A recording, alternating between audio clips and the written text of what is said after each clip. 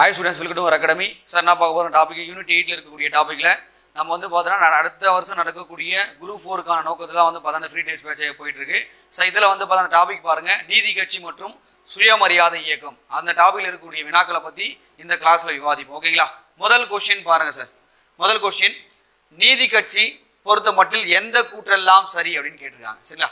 Justice பார்ட்டினுடைய எந்த ஸ்டேட்மென்ட்லாம் correct அப்படினு பத்தி கேட்டிருக்காங்க. முதல்ல பாக்கும்போது சார், நீதி கட்சி சமயங்களுக்கான மானியங்களில் நடைபெறக்கூடிய ஊழலை முடிவுக்கு கொண்டு வர முற்பட்டது அப்படின்னு கேட்குறாங்க. சார் என்ன விஷயம் அப்படின்னு பார்க்கும்போது, நீதி கட்சி என்பது எப்போ சார் தொடங்கப்பட்டது, அது மட்டும் இல்லாமல் இந்த கட்சியானது எதுக்காக சார் ஆரம்பிக்கப்பட்டது அப்படின்னு பார்த்தீங்கன்னா, அப்போது அந்த காலகட்டத்தில் சரிங்களா, அதாவது 1901 முதல் 1911 வரை இந்த காலகட்டத்தில் சென்னை பல்கலைக்கழகத்தில் ஒரு ரிப்போர்ட் எடுக்கிறாங்க. அந்த ரிப்போர்ட்டில் வந்து பார்த்தீங்கன்னா ஒரு சென்னை பல்கலைக்கழகத்தில் ரிப்போர்ட் எடுக்கிறாங்க. அந்த சென்னை பல்கலைக்கழகத்தில் சுமார் வந்து பார்த்தீங்கன்னா 4074 மக்கள் வந்து பார்த்தீங்கன்னா பிராமின் மக்கள் வந்து பார்த்தீங்கன்னா எஜுகேஷன் லெவலில் முன்னேறிக்கிறாங்க, பட்டதாரிகள் ஆயிருக்காங்க. பிற்படுத்தப்பட்ட மக்கள் மற்றும் தாழ்த்தப்பட்ட மக்கள் வந்து பார்த்தீங்கன்னா டோட்டலாக 1035 பேர் மட்டும் தான் ஆயிருக்காங்க. அப்போ அவங்க வந்து பார்த்தா ரிப்போர்ட் பண்றாங்க, ஒரு 3% இருக்கக்கூடிய பிராமின் மக்கள் பார்த்தீங்கன்னா பட்டதாரியா 4074 பேர் வந்து பார்த்தீங்கன்னா பட்டதாரி ஆயிருக்காங்க. ஆனால் பிற்படுத்தப்பட்ட மக்களும் தாழ்த்தப்பட்ட மக்கள் எல்லாருமே 90% மேல இருக்காங்க. அவங்க எல்லாருமே வந்து பார்த்தீங்கன்னா 1035 பேர் தான் பட்டதாரி ஆயிருக்காங்க. அதனால பிராமணர் அல்லாத மக்களுடைய முன்னேற்றத்தை ஏற்படுவதற்காக தென்னிந்திய நல கூட்டமைப்பு என்ற ஒரு அமைப்பானது உருவாக்கப்படுகிறது. அதுதான் பிற்காலத்தில் நீதி கட்சி என்று பெயர் மாற்றம் செய்யப்படுகிறது. அப்போ இந்த நீதி கட்சி என்பது பிராமணருடைய ஆதிக்கத்திற்கு எதிராக தொடங்கப்பட்ட ஒரு கட்சி. சரிங்களா? அது மட்டும் இல்லாமல் அந்த காலகட்டத்தில் கோவில்களுடைய வருமானம் செலவு கணக்கு என்பது சரியாக காட்டப்படவில்லை. அந்த வரவு செலவு கணக்குகளை சரியாக காட்ட வேண்டும் என்றதுக்காக தான் என்ன பண்றாங்கன்னா, அவங்க என்ன பண்றாங்க பாருங்க, நீதி கட்சி சமயங்களுக்கு மாநிலம் நடைபெறக்கூடிய ஊழலை குழுவுக்கு கொண்டு வர முடிவு செய்யப்பட்டது. கரெக்டான ஒரு விஷயம் தான். அது மட்டும் இல்லாமல் இந்த கட்சியானது எப்போ சார் உருவாக்கப்பட்டது அப்படின்னு கேட்பாங்க. 1916 நவம்பர் 20 அப்போது உருவாக்கப்பட்டது. யாரெல்லாம் சேர்ந்து உருவாக்கப்பட்டாங்க அப்படின்னு பார்த்தீங்கன்னா, தியாகராசர் அவர்களும் TM நாயர் அவர்கள், C நடேசன் அவர்கள், அது மட்டும் இல்லாமல் அலுமேலு மங்கை தாயாரம்மாள், இவங்களாம் சேர்ந்து ஒரு 30 பேர் என்ன பண்ணியிருப்பாங்கன்னா நீதி கட்சி என்ற ஒரு அமைப்பானது உருவாக்கப்பட்டிருக்கும். அதாவது தென்னிந்திய நல கூட்டமைப்பானது உருவாக்கப்பட்டிருக்கும். அது மட்டும் இல்லாமல் இந்து சமய அறநிலைத்துறை சட்டமானது 1926 கொண்டு வரப்பட்டு வரவு செலவு கணக்குகளை சரியாக காட்ட வேண்டும் என்று ஒரு சட்டம் இயற்றப்பட்டது. அதான் அவங்க கொடுத்துருக்காங்க. அப்போ அந்த ஸ்டேட்மெண்ட் என்பது கரெக்டான ஒரு ஸ்டேட்மெண்ட், ஃபர்ஸ்ட் ஸ்டேட்மெண்ட். அடுத்து பார்க்கும்போது, பின்தங்கிய வகுப்பினருக்கு கட்டண சலுகையில் தொடக்க கல்வி நீடித்தது. அதாவது அந்த காலகட்டத்தில் இப்போ நம்ம கான்ஸ்டியூஷன்ல இருக்கக்கூடிய 21A என்ற ஆர்டிகளும் 45 இந்த ஆர்டிகல், ரெண்டுமே ஆர்டிகளுமே வந்து பார்த்தோன்னா தொடக்க கல்வியை பற்றி பேசக்கூடிய இதுதான். 6 முதல் 14 வயது உள்ள குழந்தைகளுக்கு இலவச கட்டாய கல்வியை வழங்க வேண்டும் என்பது கவர்மெண்டோட கடமை. அப்போ அந்த காலகட்டத்திலே 1920 முதல் 37 இந்த காலகட்டத்தில் ஒரு 13 ஆண்டுகள் இவர் வந்து பார்த்தோன்னா ஒரு கீட்டில் வந்து பார்த்தா ஒரு 4 வருஷம் சுப்பராயன் அவர்கள் ஆட்சி பண்ணியிருப்பார். 13 ஆண்டுகள் ஆட்சி காலத்தில் கல்விக்கு என்பது முன்னுரிமை கொடுக்கப்பட்டது. அது மட்டும் இல்லாமல் அப்போது ஆண் பெண் இருபாலருக்கும் கல்வி கொடுக்கப்பட்டது. அப்போ அங்க கொடுத்துருக்க ஸ்டேட்மெண்ட் பாருங்க, பின்தங்கிய வகுப்பினர்னா BC MBC மக்களுக்கு ஓகேங்களா, கட்டண சலுகையில் தொடக்க கல்வியானது நீடித்தது. ரைட்டான ஒரு விஷயம். அடுத்து சிறு தொழில்களுக்கு கடன் வழங்கப்படுது. அந்த காலகட்டத்தில் சிறு தொழிலுக்கு கடன் வழங்கப்படவில்லை. ஓகேங்களா? அடுத்து பார்க்கும்போது பாருங்க, முஸ்லிம்களுக்கு என தனி ஒதுக்கீடு கோரியதா கிடையாது. அவங்க என்ன சொல்லிட்டாங்க அப்படின்னு பார்த்தீங்கன்னா, பிராமணர் அல்லாத மக்களுக்கு எல்லாருக்கும் முன்னேற்றம் ஏற்படுதா. அவங்க கிறிஸ்துவம், புத்தம், சமணம், முஸ்லீம் யாரா இருந்தாலும் சரி அவங்க எல்லாருக்குமே இடஒதுக்கீடு கொடுக்கணும். பிற்படுத்தப்பட்ட மக்கள், தாழ்த்தப்பட்ட மக்கள் எல்லாருக்கும் ரிசர்வேஷன் கொடுக்குறது அவங்களுடைய முக்கியமான நோக்கமே. அப்போ முஸ்லீம்களும் சொல்லிட்டு தனி இடஒதுக்கீடு அவங்க கேட்கல. ஆனா நம்முடைய விண்டோ மார்லி சீர்திருத்தம் படிச்சிருப்பீங்க 1909 அந்த சட்டத்தின்படி இந்தியாவில் வந்து பிரிட்டிஷ் கவர்மெண்டே கொடுத்துருப்பாங்க. அதாவது முஸ்லீம்களுக்கு வந்து பார்த்தா தனி இடஒதுக்கீடு கூட கொடுத்துருப்பாங்க அதுல. சரிங்களா? அப்போ நமக்கு கொடுத்துக்கிற ஸ்டேட்மெண்ட்ல வந்து பார்க்கும்போது 3வது 4வது ஸ்டேட்மெண்ட் என்பது தவறான ஒரு விஷயம். அப்போ 1 மற்றும் 2 தான் சரி, C தான் அதுக்கான ஆன்சரா வரணும். ஓகேங்களா? அப்போ இந்த நீதி கட்சி என்பது சரிங்களா பிராமணர் அல்லாத மக்களுடைய முன்னேற்றம். சரிங்களா? ரொம்ப முக்கியமான ஒரு விஷயம். சுமார் வந்து தமிழ்நாட்டில் 4.5 கோடி மக்கள் தான் அந்த டைம்ல இருந்திருக்காங்க. அந்த மக்களே வந்து பாத்தீங்கன்னா சுமார் 3% தானா அவங்களே எல்லா அரசாங்க பதவிகளிலும், எல்லா அரசு இது பதவிகளிலும் சரிங்களா, அரசாங்க பதவிகள், அமைச்சர்கள் இப்போ கூட பார்த்தா அந்த கவர்மெண்ட் அப்படிதான் போயிட்டு இருக்கு. அப்போ எல்லா இடத்துலையுமே பிராமணருடைய ஆதிக்கம் என்பது இருப்பதனால அவங்க அல்லாத மக்களுடைய முன்னேற்றத்துக்காக தான் இந்த கட்சியானது தொடங்கப்பட்டது. ஓகேங்களா? 1916 நவம்பர் 20 என்பது மறக்கவே கூடாது, சென்னையில் தொடங்கப்பட்டது. ரொம்ப முக்கியமான ஒரு விஷயம். சார் அடுத்த கொஸ்டின் போவோமா? நம்ம அடுத்த கொஸ்டின் பாருங்க. சார் அடுத்த கொஸ்டின், குறைந்தபட்ச கல்வி தகுதியுடைய பிராமணர் அல்லாதவர்களுக்கு வேலை வாய்ப்பு வழங்கப்பட வேண்டும் மற்றும் அனைத்து அரசு பணியிலும் நியமிக்கப்பட வேண்டும் என்று சொல்றாங்க. சரிங்களா? ஃபர்ஸ்ட் ஸ்டேட்மெண்டே வந்து பார்க்கும்போது, இந்த பிராமணர் அல்லாத மக்களுக்கு வேலை வாய்ப்பு சார் அவங்களுடைய கோட்பாடு அதானே. ஓகேங்களா. அடுத்து பாருங்க, வகுப்புவாத பிரதிநிதித்துவ ஆணை 1921 நிறைவேற்றப்பட்டது. சரிங்களா. 1921, 22 இந்த காலகட்டத்தில் 1921, 22 இந்த காலகட்டம் என்பது ரொம்ப முக்கியமான ஒரு காலகட்டம். 1921, 22 இந்த காலகட்டத்தில் வந்து பார்த்தீங்கன்னா அப்போது பிராமண அல்லாத மக்களுக்கு வந்து ரிசர்வேஷன் கொடுக்கணும், அரசாங்க பணிகள் கொடுக்கணும், அது மட்டும் உள்ளாட்சி அமைப்புகளில் வந்து பார்த்தீங்கன்னா அவங்களுக்கான பதவிகள் ஒதுக்கப்பட வேண்டும் சொல்லிட்டு இந்த கட்சியானது போராட்டம் பண்ணது. அப்போ 2 ஸ்டேட்மெண்ட்டுமே பார்க்கும்போது கூற்று காரணம் சரியான விளக்கத்தை தான் கொடுக்குது. ஓகேங்களா. அது மட்டும் இல்லாமல் இந்த காலகட்டத்தில் பெண்களுக்கு வந்து பார்த்தீங்கன்னா வாக்குரிமையும் கொடுக்கப்பட்டது. சரிங்களா. அது 1919 இந்த காலகட்டத்தில் மாண்டேகு சென்ஸ்போர்ட் சீர்திருத்தமாக கொண்டு வரப்படும். அதன்படி இந்தியாவில் முதலாக பிரிட்டிஷுடைய ஆட்சி காலத்தில் பொது தேர்தல் நடத்தப்படும். அந்த பொது தேர்தலில் சென்னை சட்டமன்றத்தில் வந்து நீதி கட்சியானது போட்டியிட்டு வெற்றி பெற்று ஆட்சி அமைக்கும். அப்போது பெண்களுக்கு வாக்குரிமை 1921 கொடுக்கப்பட்டிருக்கும். பெண்களும் அரசாங்கத்தில் பங்கு பெற வேண்டும் என்றதுக்காக ஒரு ரிசர்வேஷன் அவங்க வந்து கொடுத்து வந்திருப்பாங்க. ஓகே, ரொம்ப முக்கியமான ஒரு விஷயம். அது மட்டும் இல்லாமல் இந்த காலகட்டம் 1921 to 22 காலகட்டத்தில் இந்த மெட்ராஸ் பஞ்சாயத்து ஆக்ட், சரிங்களா, உள்ளாட்சி அமைப்புகள் வந்து பலப்படுத்த வேண்டும் என்ற ஒரு விஷயம் கூட அவங்க கொண்டு வந்திருப்பாங்க. அப்போ அந்த ஸ்டேட்மெண்ட் பார்க்கும்போது கரெக்டான ஒரு ஸ்டேட்மெண்ட் தான் சார். பார்த்துங்க, 1921 பெண்களுக்கு வாக்குரிமை கொடுக்கப்பட்டது. சரிங்களா, தமிழ்நாட்டில். ஆனால் இந்தியாவில் சுதந்திரத்துக்கு பிறகு 1951 எலெக்ஷன் அப்போ தான் பெண்களுக்கு வாக்குரிமை கொடுத்தாங்க. சரி, நல்லா வச்சுட்டு போங்க. அவர் 2 ஸ்டேட்மெண்ட்டுமே கரெக்டான விஷயம் தான். அடுத்து பாருங்க சார், அடுத்து எந்தெந்த இயக்கங்கள் யாரால் ஆரம்பிக்கப்பட்டிருக்கு அப்படின்னு சொல்லிட்டு ஒரு பொருதுகளை கேட்டிருக்காங்க சார். பார்க்கலாம். பிரம்ம சமாஜம் யார் சார் உருவாக்குனாங்க?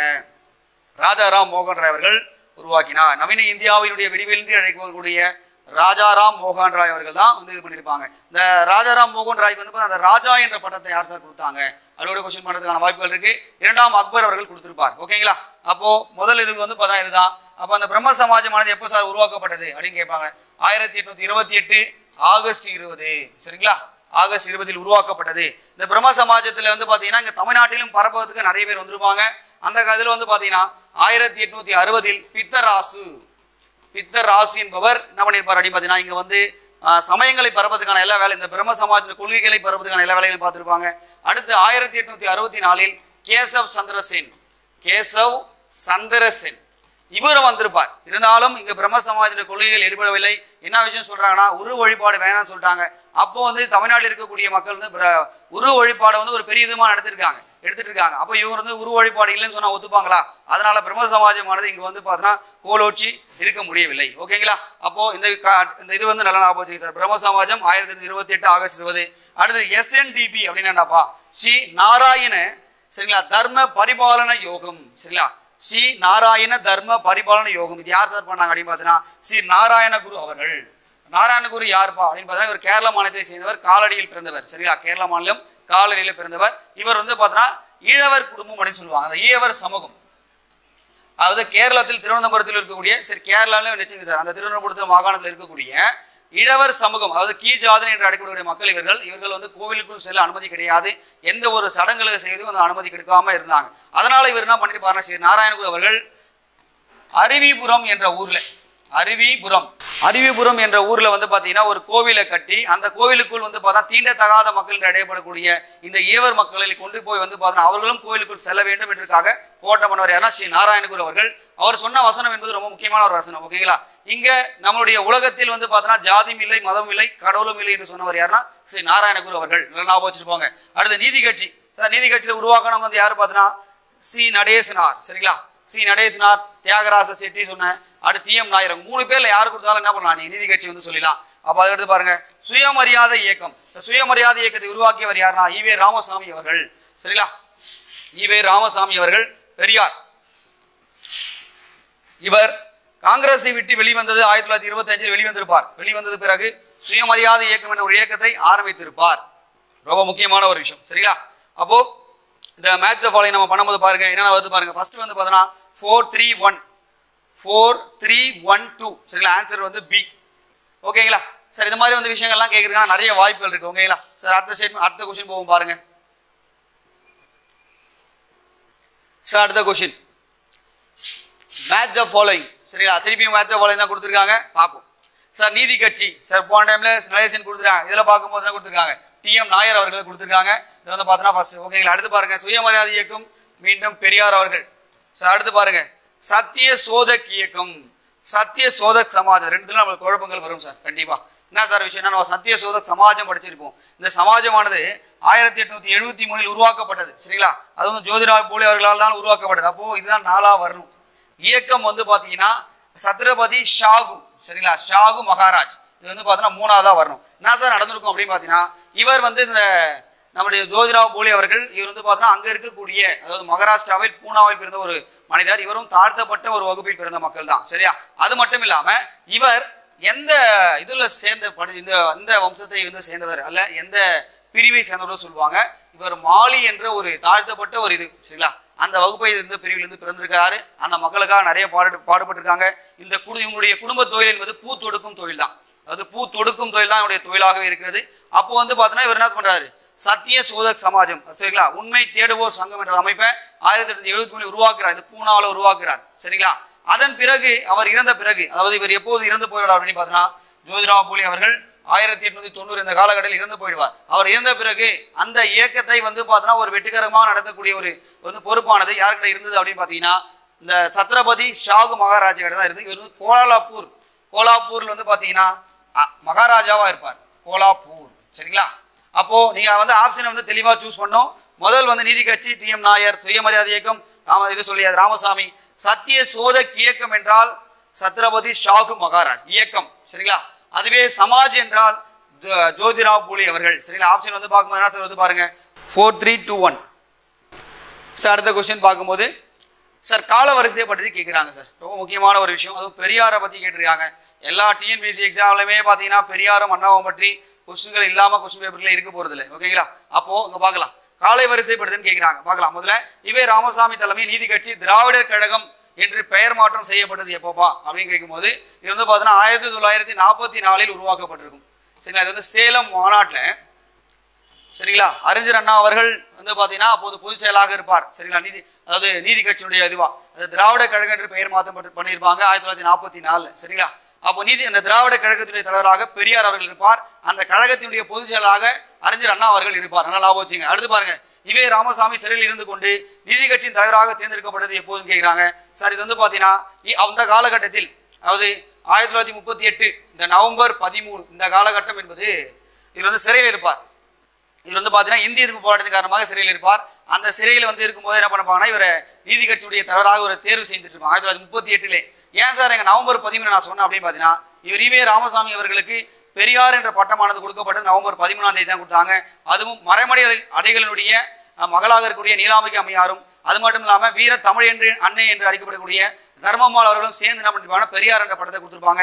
பெரியார் என்றால் மதிப்புமிக்க மனிதர் என்பது பொருள். ஓகேங்களா? நல்லா ஞாபகம் வச்சுட்டு போனோம். இந்த காலகட்டத்தில் 1938 என்ன பண்ணிருப்பார், நீதி கட்சியின் தலைவராக அவர் தேர்வு செய்யப்பட்டிருப்பார். ஓகேங்களா? அடுத்து பாருங்க, இவே ராமசாமி திராவிட நாடு மாநாடு நடத்தி அதில் சுதந்திர மற்றும் தனி திராவிட கோரிக்கையை முன்வைத்தது எப்பனா 1939 வைத்திருப்பார். சரிங்களா? 1939. அடுத்து பாருங்க, மெட்ராஸ் சட்டசபை தேர்தலில் காங்கிரஸ் எப்போ சார் வெற்றி பெற்றது அப்படின்னு கேட்பாங்க. அதாவது 1937 வெற்றி பெற்றிருப்பார். அப்போ அந்த 1937 வந்து எப்போ சார் அந்த விஷயம் நடந்திருக்கும் பாருங்க. 1920 முதல் 37 வரை, அது நீதி கட்சியினுடைய ஆட்சி என்பது நடைபெற்றிருக்கும். சரிங்களா?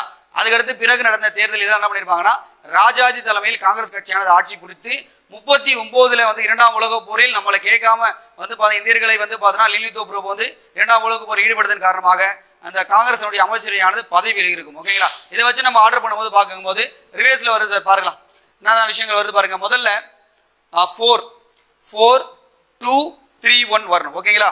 அப்போ இயர்ஸ் வந்து நல்லா நீங்க படிச்சு போகணும். பெரியார் அவர்களுடைய இயர்கள் ரொம்ப முக்கியம். சரிங்களா? அவர் என்னென்ன நடத்திய இதைகள் எல்லாமே நம்ம பின்னாடி பார்க்க போறோம். இருந்தாலும் இந்த இதுல வந்து பார்க்கும்போது திராவிட கழகம் என்பது 1944, அவர் நீதி கட்சியின் தலைவராக உருவாக்கப்பட்டது 1938. அடுத்து வந்து பார்த்தா திராவிட மாநாடு என்பது 1939. மெட்ராஸ் சட்டசபை தேர்தலில் காங்கிரஸ் கட்சி வெற்றி பெற்றது 1937. சரிங்களா? மறக்கவே கூடாது. Option C.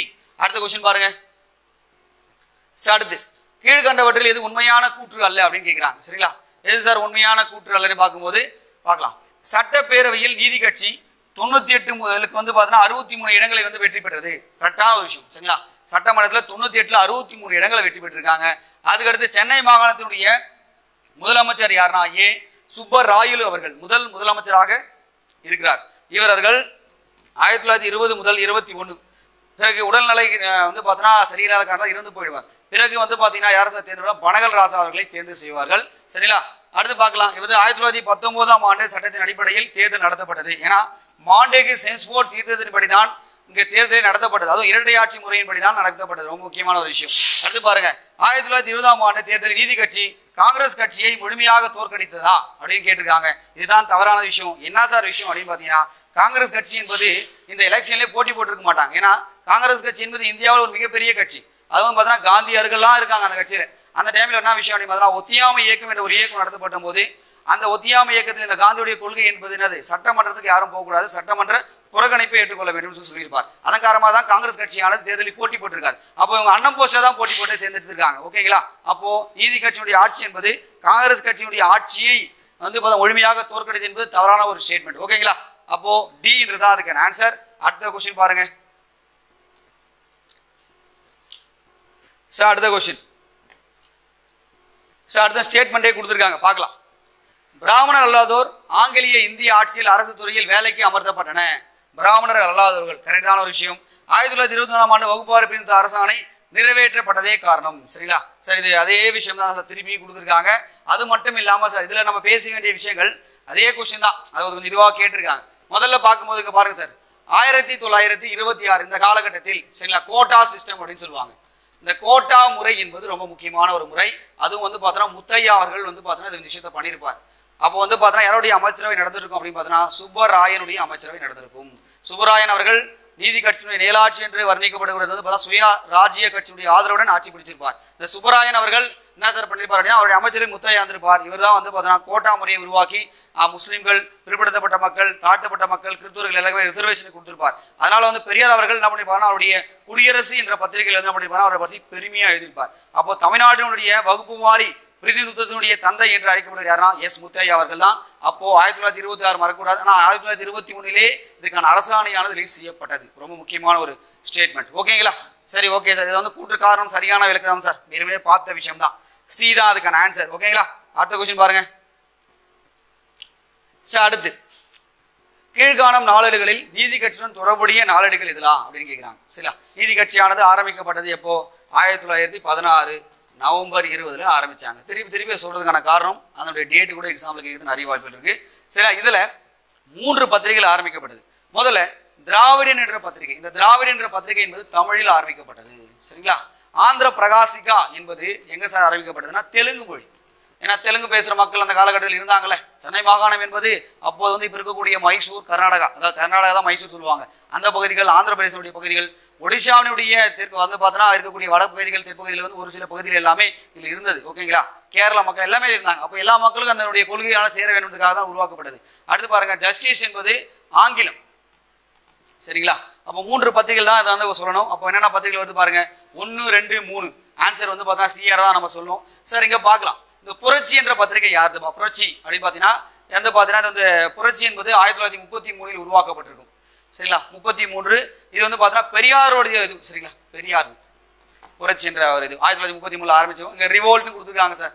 ரிவோல்ட் என்பது ஆங்கில பத்திரிகை. இது வந்து 1928. இந்த ஆப்ஷன் வந்து மாறி இருந்தாலும் சரிங்களா கொடுத்துக்கிற விஷயம் பார்க்கும்போது நம்மளுக்கு 1, 2, 3 தான் சரி. சீதா அதுக்கான ஆன்சர். ஓகேங்களா? ஏன் சார் இவங்க வந்து திராவிடன் என்ற ஒரு விஷயத்த சொல்றாங்க, அந்த விஷயத்தை நம்ம பேசணும். ஓகேங்களா? திராவிடம் என்பது முதல்ல யார் சார் இந்த வார்த்தையை யூஸ் பண்ணாங்க அப்படின்னு பார்த்தீங்கன்னா சார் குமரிலப்பட்டர் தான் யூஸ் பண்ணியிருப்பார். இருந்தாலும் இந்த திராவிடம் என்ற வார்த்தையை உலகறிய செய்தவர் யார் அப்படின்னு பார்த்தீங்கன்னா கால்ட்வெல் அவர்கள். ராபர்ட் கால்ட்வெல் 1856 பண்ணியிருப்பார். ஓகேங்களா? அது மட்டும் இல்லாமல் சில மொழியியல் அறிஞர்கள் கூட திராவிட கூறு என்பது வேறு, புத்த மதத்தினுடைய கூறுகள் எல்லாமே வேறு அப்படிலாம் சொல்லியிருப்பாங்க. ஏன்னா இந்தியா என்பது பல்வேறு பன்முகத்தன்மை கொண்ட ஒரு கலாச்சாரம் கொண்ட ஒரு நாடு. இது இந்த நாட்டில் வந்து பார்த்தீங்கன்னா நம்ம வந்து எல்லாருக்குமே ஒரு தனித்தனி கலாச்சாரம் இருக்கு. அதில் வந்து பார்த்தா திராவிடம் என்பது வேறுன்னு சொல்லியிருப்பாங்க. அது மட்டும் இல்லாமல் அந்த 1816 அந்த காலகட்டத்தில் எல்லிஸ் அவர்கள் சரிங்களா, இவரும் 1856 வந்து பார்த்தோன்னா கால்ட்வெல் சரிங்களா, இவங்க எல்லாருமே என்ன பண்றாங்கன்னா திராவிட மொழிகளை பற்றி நிறைய ஆராய்ச்சிகள் பண்றாங்க. ஒரு மொழி குடும்பத்தை சார்ந்த சொல்லிட்டு சொல்லியிருப்பாங்க.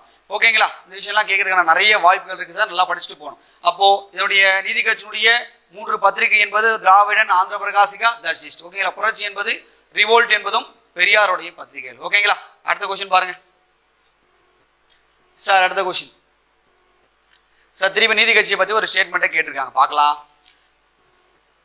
நீதி கட்சியை பற்றி பின்வரும் கூற்றுகளில் எது சரியானது என்பதை தேர்ந்தெடுக்கும் கேட்டிருக்காங்க, பார்க்கலாம். பிராமணர் அல்லாதவருடைய நலன்களை காக்க ஆகஸ்ட் 1917 தென்னிந்திய தாராள கூட்டமைப்பு என்ற கட்சியானது ஏற்பாடு செய்யப்பட்டது அப்படின்னு கொடுத்துருக்காங்க. அடுத்து பார்க்கலாம், தென்னிந்திய தாராள கூட்டமைப்பு நீதி கட்சி என்ற பெயர் மாற்றம் செய்யப்பட்டது. சரிங்களா? அடுத்து நீதி கட்சி திராவிட இயக்கத்தினுடைய ஒரு முன்னோடியாகவும் கருதப்பட்டது அப்படின்னு சொல்லிட்டு கொடுத்துருக்காங்க. சரிங்களா? அந்த ஸ்டேட்மெண்ட் வந்து பார்க்கும்போது சார் முதல்ல வந்து பார்க்கும்போது அந்த நான் பிராமின் சொல்றோம் பார்த்தீங்களா, அந்த தென்னிந்திய தாராளவாத கூட்டமைப்பு என்ற கட்சி ஏற்பாடு செய்யப்பட்டு சொல்றோம் பார்த்தீங்களா, கொடுத்துருக்க எல்லா ஸ்டேட்மெண்ட்டுமே கரெக்டான ஸ்டேட்மெண்ட்கள் தான் இங்க பார்க்கலாம். சரிங்களா? முதல்ல 1916 இந்த காலகட்டத்திலேயே வந்து பார்த்தா தென்னிந்திய நல கூட்டமைப்பான உருவாக்கப்பட்டிருக்கும். சரிங்களா? 1917 தான் நீதி கட்சி என்று பெயர் மாற்றம் செய்யப்பட்டிருக்கும். அதுதான் வந்து பார்த்தீங்கன்னா இப்படி கொடுத்துருக்காங்க. சரிங்களா? சவுத் இந்தியன் லிபரல் ஃபெடரேஷன் என்பது இது வந்து பார்த்தா ஒரு குரூப் 1 கொடுத்த கொஸ்டின் பேப்பர் தான். எல்லா ஆன்சருக்குமே இது கரெக்டான விஷயம் தான். அடுத்து பார்க்கலாம், இந்த திராவிட இயக்கத்திற்கு ஒரு முன்னோடியாக இருந்து சொல்றாங்க. கரெக்டான ஒரு விஷயம் தான் சார். ஏன்னா நீதி கட்சியின் மூலமாக தான் பெரியார் அவர்கள் திராவிட இயக்க பார்த்தீங்கன்னா கழகத்தை ஆரம்பிச்சார். சரிங்களா? அடுத்து திராவிட முன்னேற்ற கழகம் அண்ணாவால் ஆரம்பிக்கப்பட்டது. அனைத்து இந்திய அண்ணா திராவிட முன்னேற்ற கழகமானது எம்ஜிஆர் அவர்கள் ஆரம்பிக்கும். அப்போ நீதி கட்சி என்பதுதான் அணிவீராக செயல்பட்டு இருக்கு. ஓகேங்களா? நீதி கட்சியிலிருந்து வளர்ந்ததான் எல்லாமே கட்சிகள் எல்லாமே. ஓகேங்களா? அப்போ எல்லாமே வந்து பார்த்தீங்கன்னா சொல்ல முடியும். ஆன்சர் வந்து பார்த்தீங்கன்னா டி தான் நீங்க சொல்லணும். ஓகேங்களா? டி தான் சொல்லணும். நல்லா ஞாபகம் வச்சுங்க. அது மட்டும் இல்லாமல் இந்த இயர் வந்து கொஞ்சம் நல்லா ஞாபகம் வச்சுட்டு போங்க. 1916 வந்து தென்னிந்திய நல கூட்டமைப்பு, 1917 அதனுடைய பெயர் என்பது நீதி கட்சியாக பெயர் மாற்றம் செய்யப்பட்டது. ஓகேங்களா? அடுத்த கொஸ்டின் பாருங்க. கீழ்கண்டவற்றுள் நீதி கட்சியினுடைய உண்மையான பணிகள் என்னென்னப்பா அப்படின்னு கேட்குறாங்க. பார்க்கலாமா? பொது பணிகளில் திராவிட மக்களுக்கு பிரதிநிதித்துவம் கொடுப்பது. பொது பணிகளில் கரெக்ட் தான்பா. அடுத்து மாவட்ட நீதிபதி நியமிக்கும் பொறுப்பை அரசாங்கமே ஏற்றுக்கொண்டது. ஓகேங்களா? அரசாங்கமே ஏற்றுக்கொண்டது. ரைட்டு. புறம்போக்கு நிலங்களை மக்களுக்கு ஒதுக்கீடு செய்யாமல் இருந்தது. சரிங்களா? இது வந்து தவறான ஒரு ஸ்டேட்மெண்ட். சரிங்களா? அப்போ 1 மற்றும் 2 தான் சரி. புறம்போக்கு நிலங்களை மக்களுக்கு ஒதுக்கீடு செய்யாமல் இருந்தாங்களா? கிடையாது. சரிங்களா? ஏன்னா அந்த காலகட்டத்தில் இருக்கக்கூடிய புறம்போக்கு நிலங்கள் எல்லாமே வந்து இவங்க வந்து கொடுத்தாங்க. சரிங்களா? இருந்தாலும் இதுக்கான ஒரு கமிஷன் கூட போடுறாங்க சார். ஆனால் இவங்களுடைய ஆட்சி காலத்தில் போடப்படவில்லை. பிரிட்டிஷ் அரசாங்கமே இந்த மாதிரி ஒரு முன்னெச்சரிக்கை நடவடிக்கை பண்ணியிருக்காங்க. என்ன பண்ணியிருக்காங்க பாருங்க, 1892 இந்த காலகட்டம். சரிங்களா? த்ரீ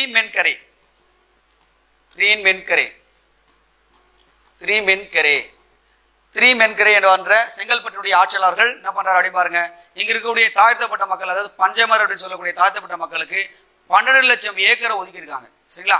12 லட்சம்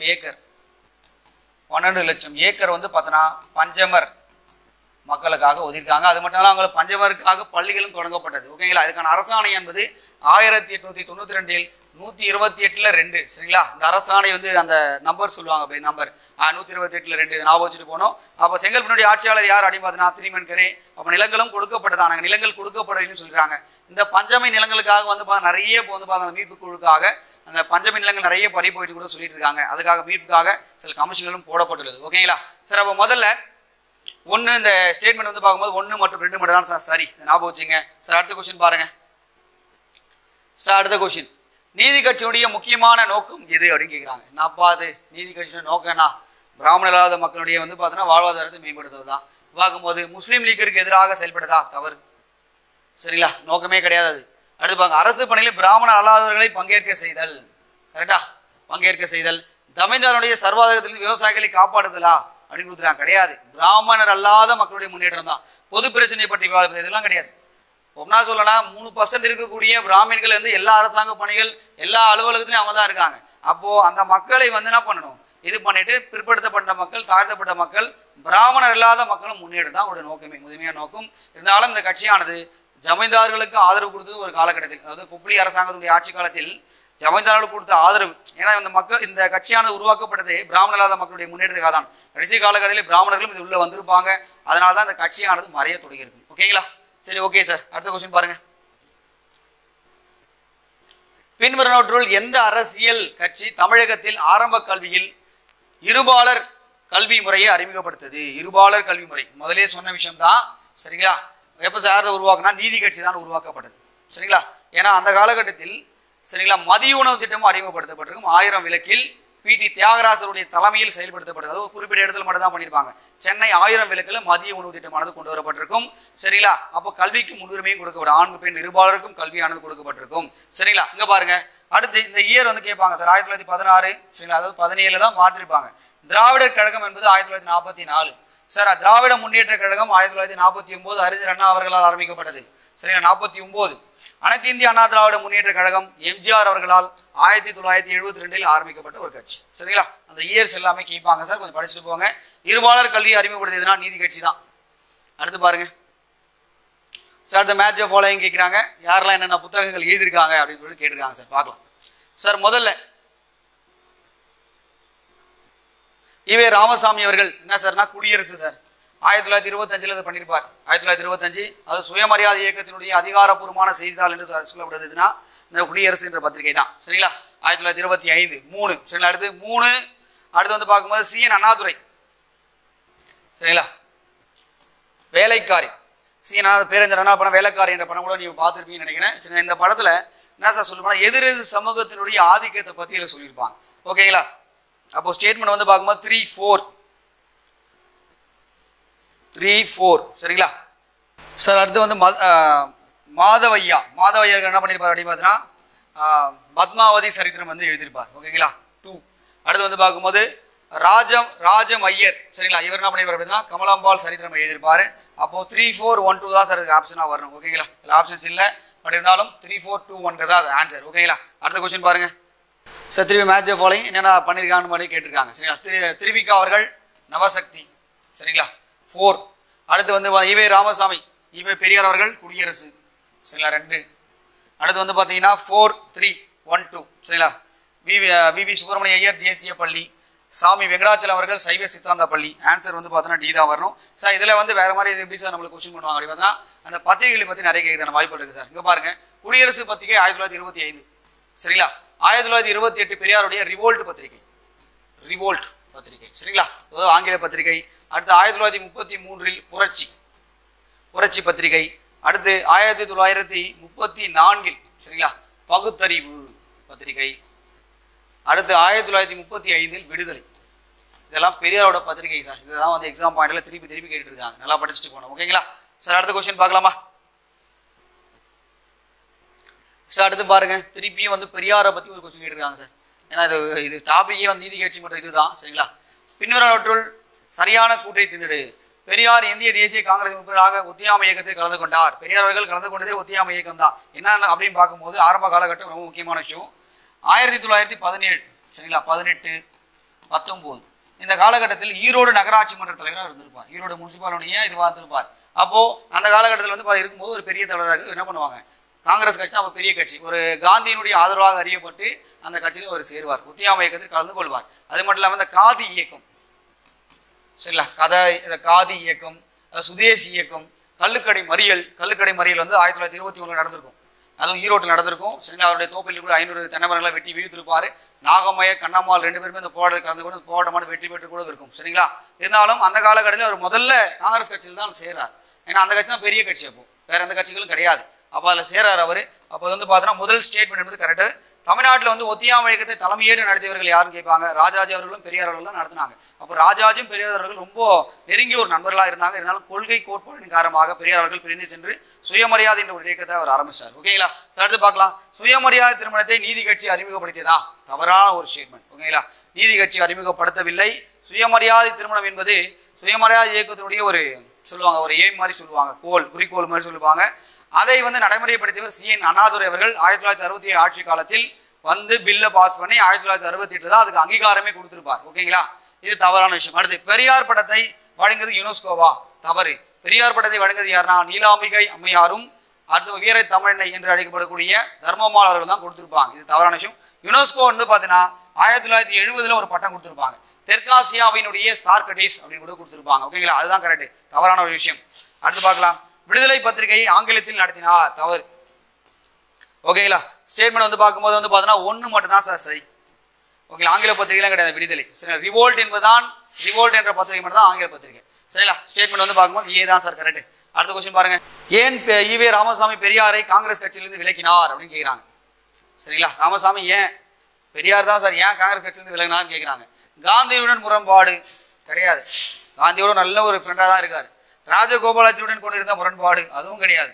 அடுத்து காங்கிரஸ் நடத்திய பள்ளியில் பிராமணருக்கும் பிராமண அல்லாதவருக்கும் தனித்தனியே உணவு பந்தியிடப்பட்டது. இதுதான் சார் கரெக்டான விஷயம். அதில் வாவே சுப்பிரமணிய ஐயர்லாம் கிடையாது. வாவே ஐயர் அவர்கள் தான் இந்த பள்ளி சேரன் மாதேவி குருகுலம், அதாவது திருநெல்வேலியில் இருக்கக்கூடிய சேரன் மாதேவி குருகுலத்துல இந்த பிரச்சனை நடந்திருக்கும். அதாவது உயர் ஜாதி மக்கள் ஒரு டைம்ல சாப்பிடணுமா, தாழ்த்தப்பட்ட மக்கள் ஒரு டைம்ல சாப்பிடணுமா, சரிங்களா? அதுவும் காங்கிரஸ் கட்சியினுடைய நிதி உதவியில் செயல்படக்கூடிய அந்த கல்வி நிறுவனத்தில் இது மாதிரி பாகுபாடு ஒரு முக்கியமான ஒரு காரணம். அது மட்டும் இல்லாமல் பெரியார் அவர்களுக்கு அந்த ஐஎன்சி விட்டு வெளிவந்ததுக்குன்னு ஒரு காரணம் நம்ம சொல்லணும் சார்.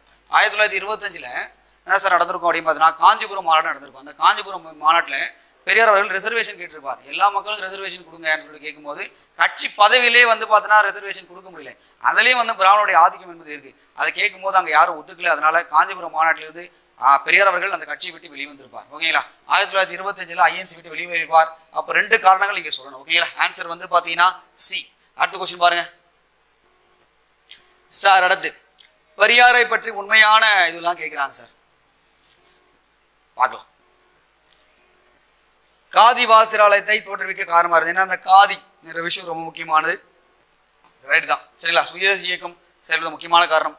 நூற்பாலை சங்க தலைவராகவும் இருந்திருக்கார். ஏன்னா அந்த காலகட்டத்தில் நிறைய ஒரு பெரிய தலைவர், நிறைய சங்கத்துக்கு தலைவராக கூட இருந்திருக்கார். அடுத்து பார்க்கலாம். மாவட்ட குழுவில் உறுப்பினராகவும் இருந்திருக்கிறார்.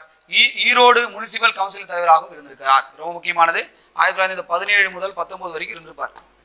அதாவது இந்தியாவிலே முதன்முறையாக வீடுகளுக்கு வந்து பார்த்தா குழாய் மூலமாக குடிநீர் தந்தது யாருன்னா பெரியார் அவர்கள் தான், சரிங்களா? அப்போ மேற்கூறிய அனைத்து கூற்றுகளுமே சரி. அடுத்த கொஸ்டின் பாருங்க. அடுத்து கீழ்கண்ட கூற்றுகளில் எது தவறான கூற்றுன்னு கேட்டிருக்காங்க சார். நம்ம சரிவா படிக்கணும். சரியா தவறான்னு சொல்லிட்டு பார்க்கணும்.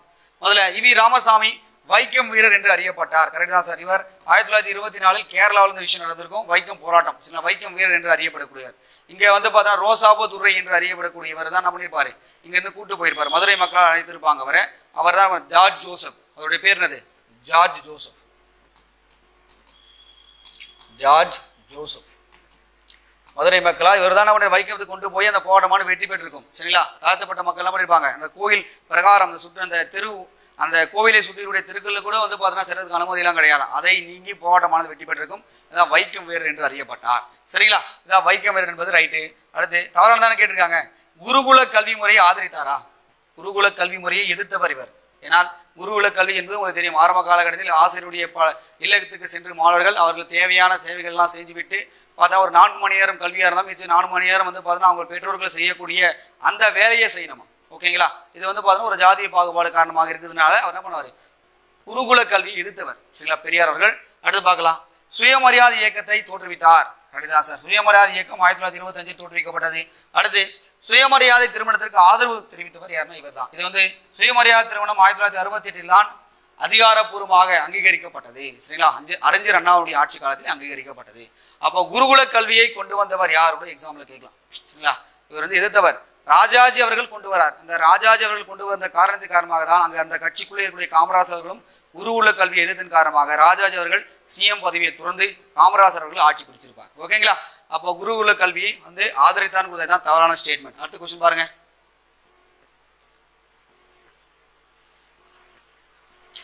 அடுத்து ஈரோட்டில் 1921ஆம் ஆண்டு ஈவேரா தமிழ்நாட்டில் கள்ளுக்கடை மறியல் போராட்டம் நடத்தினார். அப்போது 2 பெண்கள் அவருடன் சேர்ந்து மறியல் போராட்டத்துக்கு ஈடுபட்டதாக சொல்லப்படுது. அது யாருன்னு கேட்கிறாங்க சார். 1921 பண்ண விஷயம் இப்போ பார்க்கலாம். இது வந்து பார்த்தீங்கன்னா யார் சார் பண்ணாங்கன்னா நாகம்மை அவருடைய மனைவியும் கண்ணம்மாள் என்பவருடைய தங்கை, பெரியாருடைய தங்கை. இவங்க 2 பேர் தான் சார் பண்ணாங்க. சரி, அந்த போராட்டமான நிறுத்த சொல்லி காந்தி கேட்டிருப்பாங்க. சரி, அதுக்கு தான் சார் பண்ணியிருப்பார் பெரியார் அவர்கள். இது என் கையில கிடையாது, சரிங்களா? காந்தி கிட்ட கேட்டிருப்பாங்க நிறைய தலைவர்கள், சரிங்களா? காந்தி கிட்ட தான் வந்து பார்த்தா நிறைய தலைவர்கள் வந்து கேட்டிருப்பாங்க. சார் இந்த கள்ளுக்கடை முறையில் போறதை நிறுத்தணும் அப்படின்னு சொல்லி கேட்கும்போது காந்தியடிகள் சொல்லியிருப்பாரு, இது என்னுடைய கையில் கிடையாது, ஈரோட்டில் இருக்கக்கூடிய 2 பெண்மணியுடைய கையில் இருக்கு. அது யாரா? நாகம்மை மற்றும் கண்ணம்மாள் அவர்கள் தான், சரிங்களா? ஏ ஸ்டேட்மெண்ட். அடுத்த கொஸ்டின் பாருங்க. அடுத்து ஈவே ராமசாமியினுடைய ஈரோடு திட்டம் ரொம்ப முக்கியமான ஒரு திட்டம் சார். எது சார் வந்து கொண்டு இருக்குன்னு கேட்குறாங்க சார். பார்க்கலாம். இந்த ஈரோடு திட்டம்னா என்ன முதல்ல, சரிங்களா? ஈவே ராமசாமி அவர்களும் சிங்காரவேலர் அவர்களும். சிங்காரவேலர் யார் அப்படின்னா தமிழ்நாட்டுடைய ஒரு பொது உடைமைவாதி, அது கம்யூனிஸ்ட் வாதி என்று அறியப்படக்கூடியவர், சென்னையை சேர்ந்தவர் சிங்காரவேலர்கள். இந்த சிங்காரவேலர் அவர்கள் தான் வந்து பார்த்தோன்னா மே தினமானது கொண்டாடப்பட வேண்டும் சொல்லி சொன்னார், ஓகேங்களா? மே 1 உழைப்பாளர் தினம், சரிங்களா? 1923 கொண்டாடப்பட்ட சென்னையில் கொண்டாடிருப்பாங்க. ரொம்ப முக்கியமான விஷயம். அது மட்டும் இல்லாமல் தொழிலாளர் என்ற ஒரு பத்திரிகை, அது ஒர்க்கர்ஸ் என்ற ஒரு பத்திரிகையும் நடத்தியிருப்பார், சரிங்களா? இங்க பார்க்கலாம். இந்த 2 பேரும் சேர்ந்து என்ன பண்ணாலும் ஒரு திட்டம், அதான் ஈரோடு திட்டம். அனைவருக்கும் ஆயுள் காப்பீடு திட்டம், விரிவுபடுத்த வேண்டும், ரைட்டு. அடுத்து அனைவருக்கும் கட்டாய இலவச கல்வி வழங்க வேண்டும், ரைட்டு. தீண்டாமை ஒழிக்க வேண்டும், ரைட்டு. அடுத்து அத்தியாவசிய தொழில்களை நாட்டு உரிமையாக்க வேண்டும், ரைட்டான ஒரு விஷயம். அனைத்து ஸ்டேட்மெண்ட்டுமே கரெக்ட். அப்போ அந்த ஈரோடு திட்டம் வந்து யார் கூட சேர்ந்து பண்ணாருன்னு கூட எக்ஸாம் பாயிண்ட்ல கேட்கலாம். அனைத்து ஸ்டேட்மெண்ட்டுமே கரெக்ட். ஓகேங்களா சார்? அடுத்த கொஸ்டின் பாருங்க.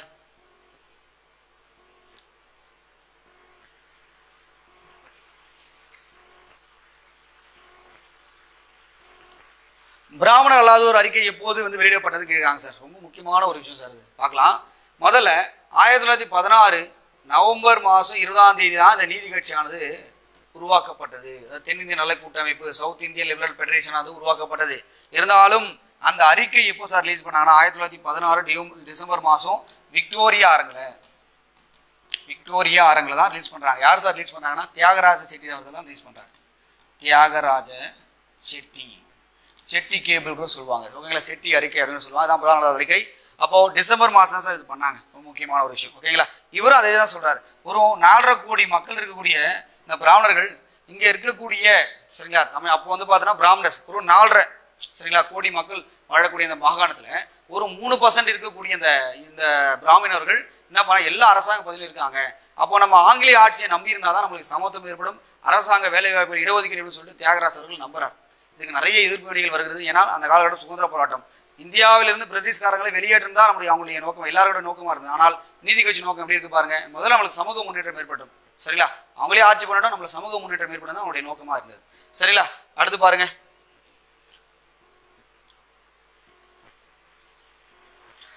அடுத்து ஸ்டேட்மெண்ட். தவறான இணையை தேர்வு செய்யன்னு கேட்குறாங்க சார். அந்த அமைச்சர்கள் முதலமைச்சர் எந்த வருஷம்லாம் இருந்தாங்க பார்க்கலாங்க. 1920 முதல் 23 சுப்புராயன் அமைச்சர் கொடுத்துருக்காங்க. இதான் சார் தவறான ஒரு ஸ்டேட்மெண்ட். என்ன சார் நடந்திருக்கும் அப்படின்னு பார்த்தீங்கன்னா 1921, 21 இதில் வந்து பார்த்தீங்கன்னா சுப்பராயலு அவர்கள் இருப்பார். சுப்பராயலு 21 முதலே 26 வரைக்குமே யாருன்னா பனகல் ராசா அவர்கள் இருப்பார், சரிங்களா? அதுவே வந்து 1926 முதல் 30 வரை தான் இங்க சுப்பராயன் அவர்கள் இருப்பார், சரிங்களா? இதான் வந்து நீதி கட்சியோட ரியல் ஆட்சி, அதாவது புரோக்சி ஆட்சி அப்படின்னு சொல்லுவாங்க. புரோக்சி, அதாவது அது மட்டும் இல்லாமல் சுப்பராயன் அவர்கள் பார்த்தீங்கன்னா கருப்பு குதிரை என்று கூட அறியப்படுவார், சரிங்களா? இதை ஞாபகம் வச்சுங்க. அடுத்து 1930 32 முனுசாமி நாயுடு, ரைட்டு. 32 34 பொப்பிலி அரசர் அவர்கள், சரிங்களா? சார் இங்க வந்து இந்த பனகல் ராசாவுடைய இயற்பெயர் என்ன பார்த்தீங்கன்னா ராமராய நிங்கர் அவருடைய இயற்பெயர், சரிங்களா? பனகல் ராசாவுடைய இயற்பெயர் என்னது? ராமராய நிங்கர் என்று மறக்கூடாது. ஓகேங்களா? ஃபர்ஸ்ட் ஸ்டேட்மெண்ட்டே தவறான ஸ்டேட்மெண்ட் சார். அது மட்டும் இல்லாமல் நீதி கட்சி எத்தனை வருஷம் சார் ஆட்சி பண்ணாங்கன்னா 13 ஆண்டுகள் சார். 1920 முதல் 27 37 அப்படின்னா மொத்தம் டோட்டலாக 17 வருஷம் வரும், சரிங்களா? ஆனா இங்க இந்த 26 முதல் 30 வரைக்கும் யாருன்னா சுப்பராயன் அவர்கள் ஆட்சி பண்ணி, அது நிதிலே ஆட்சி தான், நீதி கட்சியோட ஆட்சி கிடையாது. அப்போ அந்த 4 வருஷத்தை நீங்க இது பண்ணினா டோட்டலாக அவங்க 13 வருஷம் தான் ஆட்சி பண்ணியிருக்காங்க. இது எக்ஸாம்ல திருப்பி கேட்டிருக்காங்க. நிறைய பேர் என்ன பண்ணுவாங்கன்னா 1920 முதல் 37னா என்ன பண்ணுவாங்க 17 வருஷம் போடுவாங்க. தவறான ஒரு இது. சரி, நீங்க 13 ஆண்டுகள் தான் போனேன். 4 ஆண்டுகள் சுப்பராயன் அவர்கள் ஆட்சி பண்ணியிருக்காரு. ஓகேங்களா சார்? அடுத்த கொஸ்டின் பாருங்க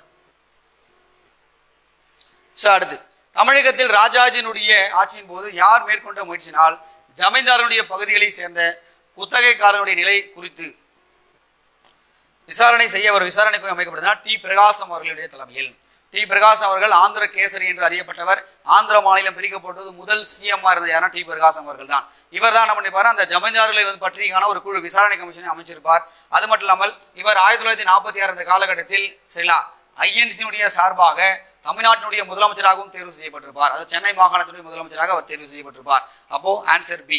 அடுத்த கொஸ்டின் பாருங்க சார். அடுத்து சார் முக்கியமான சட்டங்கள் சார். எப்பவுமே வந்து நீதி கட்சியுடைய சாதனைகள் என்பது நம்ம சொல்லியே ஆகணும். அதை பத்தி கொஸ்டின் கேட்டுட்டே இருக்காங்க, பார்க்கலாம்.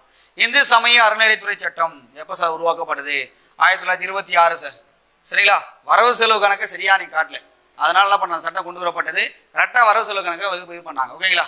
அடுத்து பார்க்கலாம். அண்ணாமலை பல்கலைக்கழகம் 1929, சரிங்களா? அடுத்து பெண்களுக்கு வாக்குரிமை அளிக்கப்பட்டது 1921. அடுத்து பார்க்க பிராமணர் அல்லாதவருடைய அறிக்கை என்பது 1916 கொடுத்துருக்காங்க சார். ஓகேங்களா? 4. அப்போ ரிவர்ஸ்ல போடணும். ஏதான் அதுக்கான ஆன்சர். ஓகேங்களா? வேற என்ன சார் முக்கியமான இந்த சட்ட திட்டங்கள் கேட்கலாம்? ஆந்திரா பல்கலைக்கழகம் கேட்கலாம். 1925 ஆந்திரா பல்கலைக்கழகம், சரிங்களா? ரொம்ப முக்கியமான ஒரு விஷயம் ஆந்திரா பல்கலைக்கழகம். மெட்ராஸ் பஞ்சாயத்து ஆக்ட் அது வந்து பார்த்தீங்கன்னா 1921, சரிங்களா? 1921 அது சொல்லுவாங்க. அது மட்டும் இல்லாமல் இவங்க வந்து பார்த்தா இயற்கை மருத்துவம் தான் முன்னுரிமை கொடுத்தாங்க. அதாவது சித்தா, ஆயுர்வேதா, யுனானி போன்ற ஹோமியோபதி போன்ற இந்தியாவில் இருக்கக்கூடிய மருத்துவம் தான் முக்கியத்துவம் கொடுத்தாங்க. இந்த விஷயம்லாம் ஞாபகம் வச்சுக்கோங்க. பெண்கள் வந்து எலெக்ஷனில் போட்டி போடலாம் கூட இவங்க சொல்லியிருப்பாங்க. ஓகேங்களா? ஸோ அதுக்கடுத்து ரொம்ப முக்கியமாக வந்து கொண்டு வரப்பட்ட விஷயம் பார்த்தோன்னா 1924 சரிங்களா அந்த போர்டு, அதாவது என்ன சொல்லுவாங்கன்னா பணியாளர் வாரியம் சரிங்களா, அரசு பணியாளர் வாரியமானது உருவாக்கப்பட்டிருக்கும். 29 பணியாளர் தேர்வு ஆணையமானது உருவாக்கப்பட்டிருக்கும். ஆணையம் கமிஷன் வந்து உருவாக்கப்பட்டது. கமிஷன் உருவாக்கப்பட்டது எப்படின்னா 1929 உருவாக்கப்பட்டது. இதெல்லாம் ரொம்ப முக்கியமான விஷயம், நல்லா படிச்சுட்டு போனோம். ஓகேங்களா? சார் அடுத்து பார்க்கலாம் நம்ம. அடுத்து 25வது கொஸ்டின் பாருங்க சார். சுதந்திர இந்தியாவில் மதிய உணவு திட்டத்தை அறிமுகப்படுத்திய முதலமைச்சர் யார் அப்படின்னு கேட்டிருக்காங்க. மதிய உணவு திட்டத்தை அறிமுகப்படுத்தியவர் யார் அப்படின்னு பார்த்தீங்கன்னா காமராஜர் அவர்கள் சரிங்களா 1956 இந்த காலகட்டத்தில். சரி, சத்துணவு திட்டத்தை அறிமுகப்படுத்தியது யாரை பார்த்தோம்னா எம்ஜி ராமச்சந்திரன் அவர்கள். இது வந்து 1982 நடந்திருக்கும். சத்துணவு திட்டம். சத்துணவு திட்டம் இந்த மதிய உணவு திட்டமானது எங்க சார் பண்ணியிருப்பாங்க அப்படின்னு பார்த்தீங்கன்னா நம்முடைய பாரதியார் அவர்கள் பிறந்த எட்டயபுரம் அந்த ஊர்ல தான் அதை பண்ணியிருப்பாங்க. ஓகேங்களா? சார் அடுத்த கொஸ்டின் பாருங்க. அடுத்து சென்னை மாகாணத்தில் தொழிலாளர் அமைப்புகளை உருவாக்கும் முயற்சியில் மிக முக்கிய பங்காற்றியவர் யார்? தொழிலாளருடைய அமைப்புகளை உருவாக்குதல் ஒரு முக்கியமாக இருந்தது யாருன்னா சிங்காரவேலர் அவர்கள் தான். அதனால தான் என்ன பண்ணார், தொழிலாளன் என்ற ஒரு பத்திரிகை கூட ஆரம்பிச்சிருப்பார். ரொம்ப முக்கியமானது. மே தினம் கொண்டாடப்பட்டிருக்கும் 1923. திருப்பி கேட்டுட்டு இருக்காங்க. சரிங்களா? படிச்சுட்டு போங்க. ஸோ அடுத்த கொஸ்டின் பாருங்க. ஸோ அடுத்து 1920 எத்தனை இடங்களை வெற்றி பெற்ற நீதி கட்சினா 63 இடங்கள் சார். சரிங்களா? 63 இடங்கள் வந்து பார்த்தீங்கன்னா 1920 எலெக்ஷன்ல, அதாவது 98 இடத்துல 63 வின் பண்ணியிருப்பாங்க. சரிங்களா? அடுத்த கொஸ்டின் பாருங்க. அடுத்து தமிழ்நாட்டினுடைய ரூசே என்று அறியப்பட்டவர் யார்? தமிழ்நாட்டுடைய ரூசே யார் அப்படின்னு பார்த்தீங்கன்னா பெரியார் அவர்கள் தான். சரிங்களா? அடுத்த கொஸ்டின் பாருங்க. 2வது சுயமரியாதை மாநாடு எங்க சார் நடைபெறுதுன்னு கேட்குறாங்க சார். ரொம்ப முக்கியமான ஒரு கொஸ்டின் தான், பார்க்கலாம் சார். முதல்ல நடந்தது எங்கன்னா செங்கல்பட்டு, 2வது ஈரோடு, 3வது எங்க சார் நடந்ததுன்னா விருதுநகர்ல நடந்தது. சரிங்களா? எல்லாமே கேட்பாங்க. முதல் மாநாட்டில் தலைமை தாங்குது யாருன்னா சவுந்தர பாண்டியன் அவர்கள். சவுந்தர பாண்டியன். சரிங்களா? ஈரோட்டில் வந்து தலைமை தாங்குது யாருன்னா ஜெய்கர் அவர்கள், அதாவது மகாராஷ்டிராவை சேர்ந்த ஒரு சமூக சீர்திருத்தவாதி ஜெய்கர் அவர்கள், பூனாவை சேர்ந்தவர். அடுத்து விருதுநகர்ல பண்ணது யாருன்னா சண்முகம் அவர்கள். சண்முகம். சரிங்களா? அவர் தான் தலைமை தாங்கியவர் விருதுநகர். அப்போ 2வது சுயமரியாதை மாநாடுன்னு கேட்டாங்க, அது ஈரோடுன்றது மறக்கூடாது. சரிங்களா? ஆன்சர் வந்து பார்த்தோன்னா பி. ஓகேங்களா சார்? அடுத்த கொஸ்டின் பாருங்க. எந்த சிறையில் இருந்தபோது நீதி கட்சி தலைவராக வந்து பெரியார் அவர்கள் தேர்வு செய்யப்படார் அப்படின்னு கேட்குறாங்க. அவர் பெல்லியேரி சிறையில் இருக்கும்போது தான், அது 1938 தான் வந்து பார்த்தீங்கன்னா அவர் தேர்வு செய்யப்பட்டிருப்பாங்க. ஓகேங்களா? இந்திய எதிர்ப்பு போராட்டத்தின் காரணமாக சிறையில் இருந்திருப்பார். பெல்லியேரி சிறையில் இருக்கும்போது நீதி கட்சி தலைவராக அவர் தேர்வு செய்யப்படுவார். ஞாபகம் வச்சுங்க. அடுத்த கொஸ்டின் பாருங்க. துருக்கியை சேர்ந்த முஸ்தபா கமால் பாஷா, ஆப்கானிஸ்தானை சேர்ந்த அமானுல்லா ஆகியோரை திராவிட முஸ்லிம்கள் பின்பற்ற வேண்டும் சொல்லிட்டு பார்த்தோன்னா என்று கூறியவர் யாருன்னா பெரியார் அவர்கள் தான். சரிங்களா? அது பார்த்தோன்னா இந்த இதில் இந்த முஸ்தபா கமால் பாஷா, இந்த அமானுல்லா இவர்கள் என்ன சார் சொல்லியிருப்பாங்க அப்படின்னு பார்த்தோன்னா பர்தா முறையை என்ன பண்ணியிருப்பாங்கன்னா அவங்க அணியக்கூடாது கூட சொல்லியிருப்பாங்க. சரிங்களா? அந்த விஷயங்கள் நம்ம பட் இருந்தாலும் அந்த பர்தா முறையை எதிர்த்தவர் யாருன்னா பெரியார் அவர்கள் தான். சரிங்களா? ஓகே, அடுத்த கொஸ்டின் பாருங்க. அடுத்து பெண் ஏன் அடிமையானார் என்ற நூலினுடைய ஆசிரியர் யாருன்னா பெரியார் அவர்கள் தான். சரிங்களா? இதுவும் பெரியார் தான். சரிங்களா? பெண் அடிமையானதற்கு முதன்மையான காரணம் என்பது சொத்துரிமை மறுப்பு தான். சரிங்களா? அதையும் அவர் சொல்லியிருப்பார். அவருடைய நோக்கங்களுமே ரொம்ப மேன்மையான ஒரு விஷயங்கள். பெண்களுக்கு வந்து பார்த்தோன்னா சொத்துரிமை வந்து கொடுத்தால் வழியே கொடுத்தாதான் அவங்க வந்து பார்த்தோன்னா என்ன பண்ணுவாங்களா, ஒரு சமமான அங்கீகாரம் கிடைக்கும்னு சொல்லியிருப்பாங்க. அதனால தான் அவர்கள் கலைஞர் அவர்கள் கொடுத்துருப்பாங்க. பெண்களுக்கு சொத்துரிமை 1989 கொடுக்கப்பட்டிருக்கும். சரிங்களா? நம்ம இந்தியாவிலேயே முதலாக பெண்களுக்கு சொத்தில் சமபங்கு கொடுக்கப்பட்டது கலைஞருடைய ஆட்சி காலத்தில் 1989. இது பெரியாருடைய கொள்கை தான். ஆனால் இந்தியாவிலே எப்போ சார் கொடுத்தாங்கன்னா 2005 கொடுத்துருப்பாங்க சார். அப்போ தமிழ்நாடு என்பது எல்லா விஷயங்களுமே நம்ம முன்னோடியாக தான் திகழ்ந்திருக்கோம். ஓகேங்களா? அடுத்த கொஸ்டின் பாருங்கள் சார். அடுத்து சரிங்களா, இந்த கொஸ்டின் நான் முதலே சொல்லிட்டோம் போல் இருக்கு. சரிங்களா? எல்லாம் சொல்லியாச்சு, மேட்ச் மட்டும் பண்ணணும் பார்க்கலாம். குடியரசு சரிங்களா, இந்த பத்திரிகை எப்போ சார் தொடங்கப்பட்டது அப்படின்னு பார்த்தீங்கன்னா 1925 1. அடுத்து ரிவோல்ட் பத்திரிகை சரிங்களா 1928. புரட்சி ஓகேங்களா, அப்போது 1324 விடுதலை என்பது ஓகேங்களா, அப்போது ஏ ஆன்சர். அடுத்த கொஸ்டின் பாருங்கள். ஸோ அடுத்து பெரியார் காந்தியை எங்கு சந்தித்து பிராமண எதிர்ப்பு கொள்கையை பற்றி விவாதித்தார் அப்படின்னு கேட்குறாங்க. எங்கே சார் சந்தித்தார்னா பெங்களூர் தான் சந்தித்தார். சார் என்ன சார் விஷயம் நடந்திருக்கும் அப்படின்னு பார்த்தீங்கன்னா பெரியார் அவர்கள் சைமன் குழுவை வரவேற்றிருப்பார். 1927 போட்ட அந்த சைமன் குழு 1928 தான் பம்பாய்க்கு வந்திருக்கும். சரிங்களா? பம்பாய் 1929 பிப்ரவரி மாதம் தான் சென்னைக்கே வந்திருக்கும். அப்போ சைமன் குழுவில் இந்தியர்கள் யாருமே பங்கு பெறவில்லைன்றதுக்காக தான் எல்லாருமே எதிர்த்திருப்பாங்க. ஆனால் சைமன் குழுவை வரவேற்றவர்கள் நீதி கட்சி தலைவர்களும் பெரியார்களும் வரவேற்றார்கள். என்ன சார் பிராமணருடைய ஆதிக்கத்தை எதிர்ப்பு பற்றி விவாதித்த இடம் பெங்களூர் தான். அங்கே காந்தியடிகள் சொல்வார், சைமன் குழு வரும்போது கண்டிப்பாக அதை எதிர்ப்பு தெரிவிக்கணும். கண்டிப்பாக காந்தியடிகளும் சொல்கிறார், கண்டிப்பாக நான் எதிர்ப்பு தெரிவிக்க மாட்டேன். ஏன்னா நீங்கள் ஐஎன் சீட்டு வெளியே போகும்போது ரிசர்வேஷன் கேட்டேன், அது எங்களால் கொடுக்க முடியலன்றத ஒரு விஷயமா அவங்க பேசியிருப்பாங்க. அப்போ பிராமண எதிர்ப்பு என்பது நான் சொல்லுவேன் பெரியார் அவர்கள் பின்பற்றக்கூடிய ஒரு முக்கியமான ஒரு கொள்கை. அது மட்டும் இல்லை காந்தி அவர்கள் என்ன சொல்லலாம், ஒரு சனாதனவாதியாக தான் சார் சொல்லுவாங்க. அவர் வர்ணாசிரம கொள்கையை பார்த்தீங்கன்னா அவர் அதாவது பிறப்பின் அடிப்படையில் சொல்லக்கூடிய அந்த வர்ணாசிரம கொள்கையை அவர் ஏற்றுக்க மாட்டார். இருந்தாலும் சனாதன தர்மம் என்பது இருக்குன்னு சொல்லிட்டு காந்தியடிகள் சொல்லுவாராம். அது பார்த்தீங்கன்னா பெரியார் அவர்கள் மறுப்பார். ஓகேங்களா, சரிங்களா. அதுக்கடுத்து பார்க்கலாம் சார். நீதி கட்சி வீழ்ச்சிக்கான காரணம் என்ன? சூப்பரான கேட்டிருக்காங்க பாருங்கள் சார். ஏன்னா நீதி கட்சி எவ்வளோ விஷயங்கள் பண்ணிட்டாங்க, இருந்தாலும் என்ன சார் அவங்களுக்குள்ள பிரச்சனை, எதனால் அந்த நீதி கட்சியானது ஆட்சி பிடிக்க முடியல? இப்போ கூட இந்தியா தமிழ்நாட்டில் பார்த்தா நீதி கட்சி என்ற ஒரு கட்சியே கிடையாது. இருந்தாலும் புதிய நீதி கட்சி என்ற ஒரு கட்சியானது வேலூரில் இருக்கக்கூடிய இந்த சண்முகம் அவர்கள் போட்டி போட்டிருக்கார். அவரும் போட்டி போட்டு வெற்றி பெற்ற மாதிரி தெரியல. இருந்தாலும் நீதி கட்சி ஏன் சார் அழிஞ்சு போச்சு அப்படின்னு பார்க்கும்போது பார்க்கலாம், இந்த நீதி இயக்கமானது ஒடுக்கப்பட்ட மற்றும் சிறுபான்மை பிரிவு மக்களுக்கிடையே ஆதரவை இழந்தது.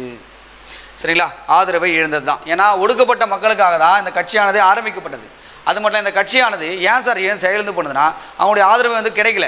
அது மட்டும் இல்லாமல் ஜமீன்தார்களுக்கு ஆதரவு கொடுத்து மிகப்பெரிய தப்பு. புப்புளி அரசாங்கம் என்பது ஜமீன்தாருடைய ஆதரவு கொடுத்தது ரொம்ப பெரிய தப்பு. அது மட்டும் இல்லாமல் இந்த நெப்போட்டிசம் சொல்லுவாங்க பார்த்தீங்களா, அதாவது தனக்கு பிறகு சரிங்களா தன்னுடைய மகனுக்கு பிறகு தந்தைக்கு பிறகு மகன், மகனுக்கு பிறகு அவங்களுடைய மகன், அது மாதிரி பார்த்தோன்னா ஒரு வாரிசுரிமையால் பார்த்தோன்னா ஆட்சிகள் ஆரம்பிக்கப்பட்டது.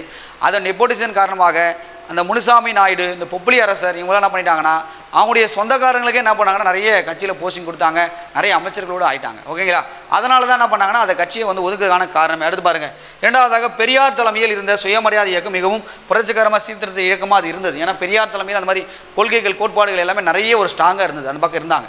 அடுத்து இறுதியாக உயர்குடியின மற்றும் ஆங்கிலேய ஆதரவு கண்ணோட்டம் ஆகிய பெருமளவு அதனுடைய வீச்சுக்கு குறிப்பிடத்தக்கதாக இருந்தது. ஏன்னா கடைசியில் பிராமணர்கள் அது உள்ளே வந்துட்டாங்க, அதுவும் பெரிய தப்பு தான். அப்போது அனைத்துமே சரி. அடுத்த கொஸ்டின் பாருங்கள்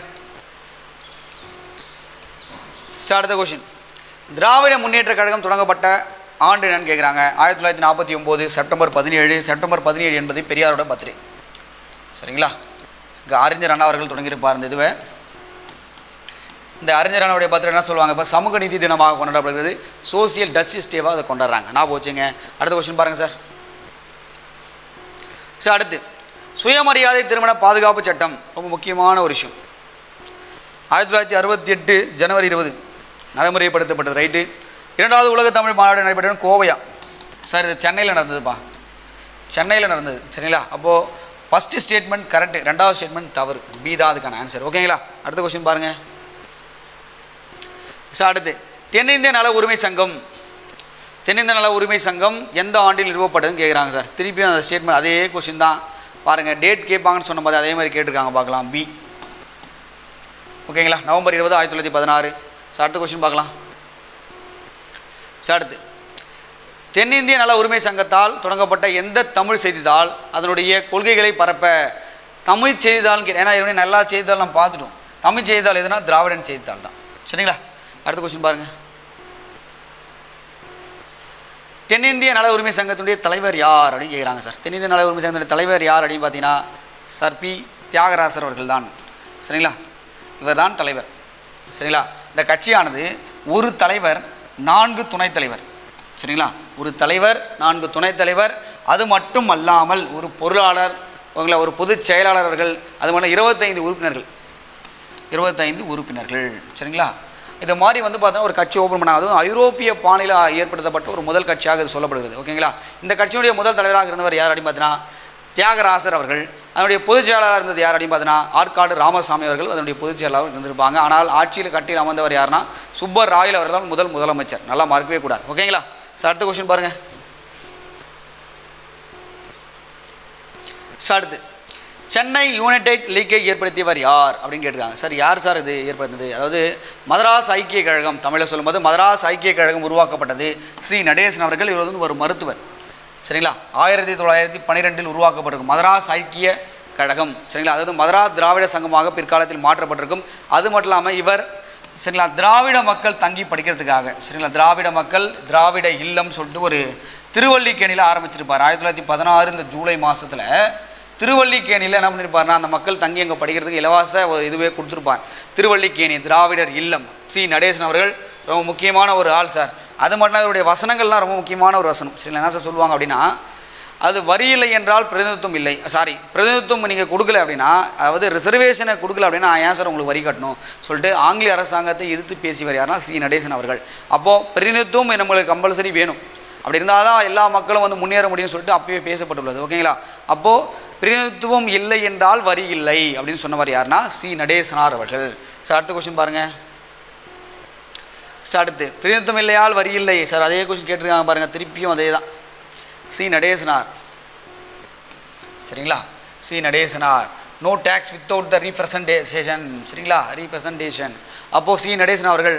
சார் வேற என்ன சார், இந்த சி நடேசனார் சொன்ன மாதிரியே கோகலே சொல்லியிருப்பார். வட இந்தியாவில் யார் சார் சொல்லியிருப்பார்னா கோபாலகிருஷ்ண கோகலே அவர்கள் சொல்லியிருப்பார்.